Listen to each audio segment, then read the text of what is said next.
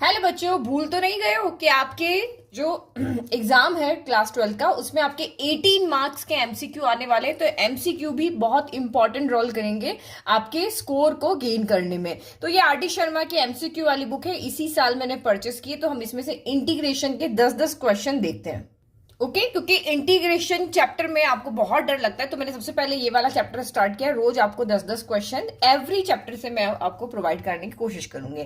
तो first question क्या है, एनसीईआरटी से है। एनसीईआरटी बहुत इंपॉर्टेंट है, एनसीईआरटी के सारे क्वेश्चन बहुत इंपॉर्टेंट है।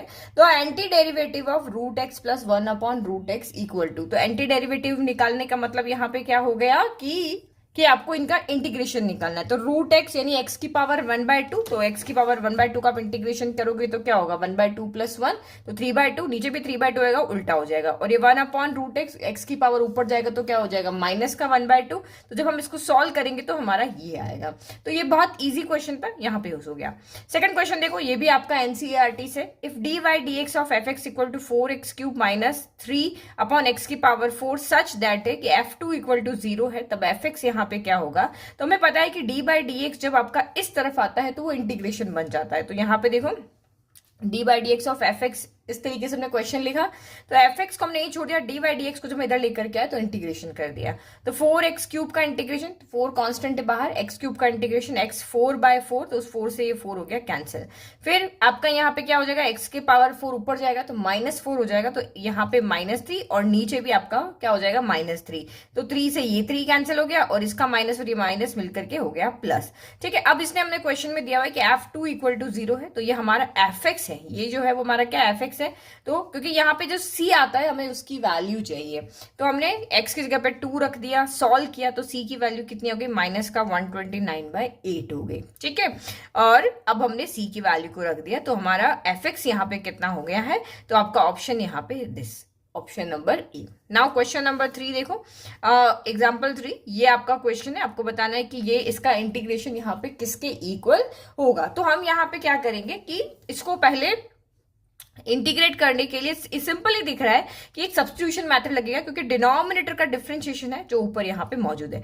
x की पावर 10 का डिफरेंशिएशन क्या होता है 10 - 1 अपॉन यही 10। ठीक है, सॉरी डिफरेंशिएशन करना ना, तो 10 आगे आ जाएगा, वो 10 - 1 यानी कि 10x की पावर 9 हो जाएगा। और इसका 10 की पावर x का डिफरेंशिएशन जो होता है ये होता है। तो हमारा fx ये है और ऊपर f' dx पूरा यहाँ पे मौजूद है, तो वैल्यू पुट करेंगे तो ये हो गया 1/t dt। इसका इंटीग्रेशन क्या होता है log t प्लस c, तो ये log में t की वैल्यू रख दी, ये तो इसका ऑप्शन हमारा यहाँ पे हो गया डी इज राइट।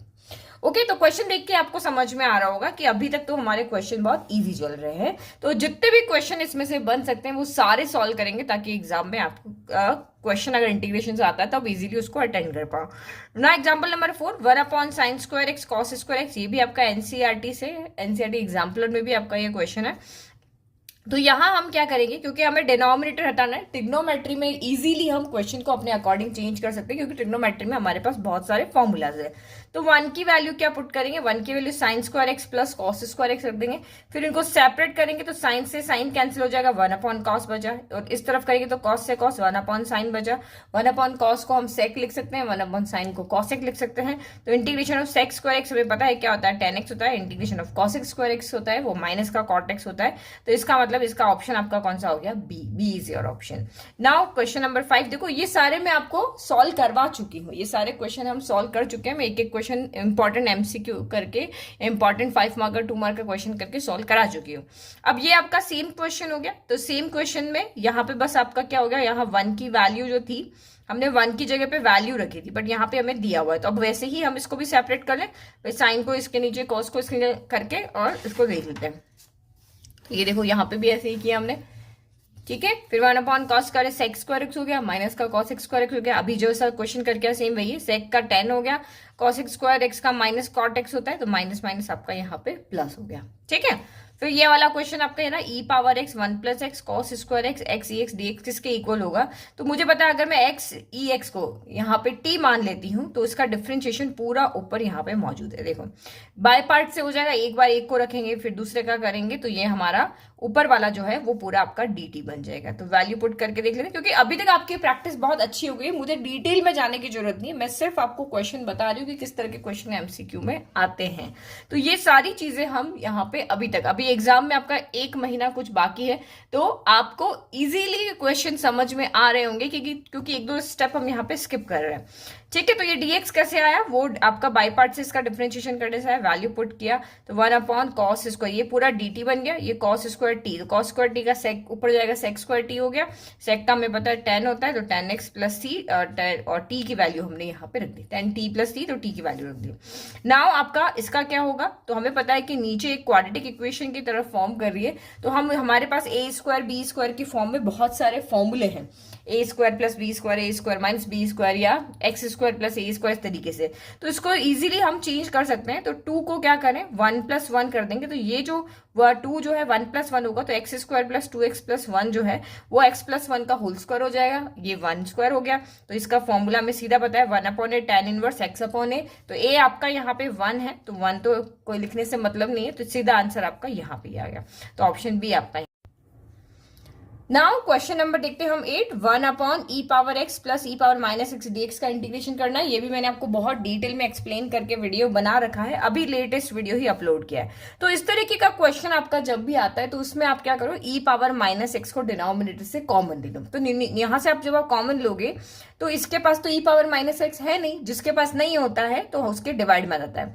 तो e⁻−x यहाँ हो जाएगा, -x जब ऊपर जाएगा तो e⁻x 2 टाइम हो गया, तो e⁻x का क्या बन जाएगा, होल स्क्वायर बन जाएगा। और यहाँ तो है तो ये बाहर आ जाएगा, और जो बाहर हमने कॉमन लिया है वो ऊपर जाके पॉजिटिव बन जाएगा। ठीक है, ऐसा करने से क्या होगा कि अब अगर मैं e⁻x को t मानती हूं तो इसका डिफरेंशिएशन e⁻x dx जो है वो पूरा मेरा dt बन जाएगा। और ये यहाँ पे जब वैल्यू पुट करोगे e⁻x का t, तो 1/t² + 1 बन गया। और इसका इंटीग्रेशन हमें डायरेक्टली आता है, वो क्या होता है 1/a tan इनवर्स x/a होता है। तो ये आपका 1/a आपका 1 ही है, तो 1/1 लिखने की जरूरत नहीं, tan इनवर्स x/a, तो x क्या है आपका e⁻x/1 हो गया, तो यही बचा।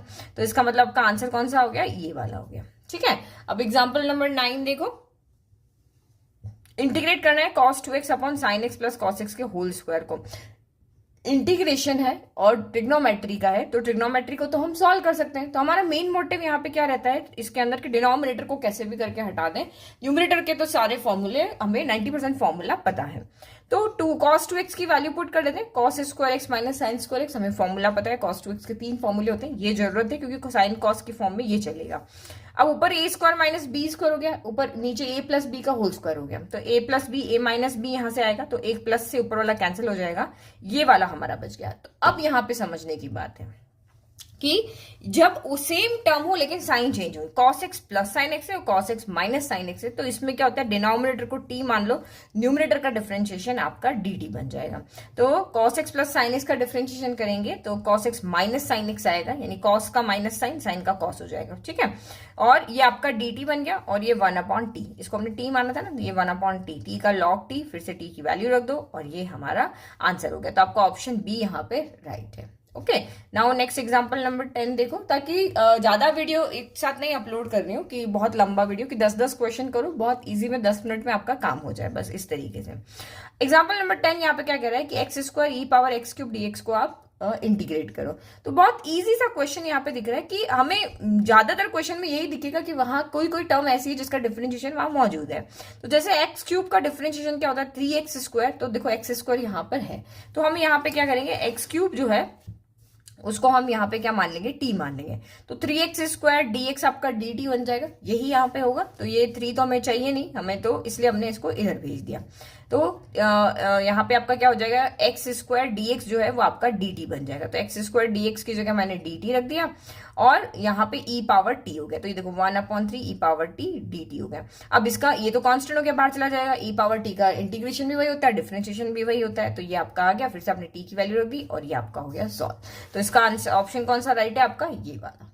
ठीक है, अब ये तो समझा दिया, क्योंकि तैयारी के हिसाब से अब इतना क्विक जो है रिवीजन के अकॉर्डिंग पढ़ना बहुत जरूरी है। ठीक है, तो 10 क्वेश्चन हम कर चुके हैं, बाकी के क्वेश्चन हम करेंगे नेक्स्ट वीडियो में, अगर इस वीडियो का रिस्पांस अच्छा रहा तो। थैंक यू, पढ़ाई करते रहो, मेहनत करते रहो, मेहनत का फल आपको बहुत अच्छे से मिलेगा, जैसी आपकी मेहनत होगी वैसा फल मिलेगा। बहुत कम टाइम बचा है एग्जाम में, तो बस अब अपने आप को टेबल से चिपका दो, अपने टेबल कुर्सी जो है पढ़ने वाली वहां से चिपका दो, और खूब मेहनत करो, क्योंकि 12th ही आपका बेस है। Thank you.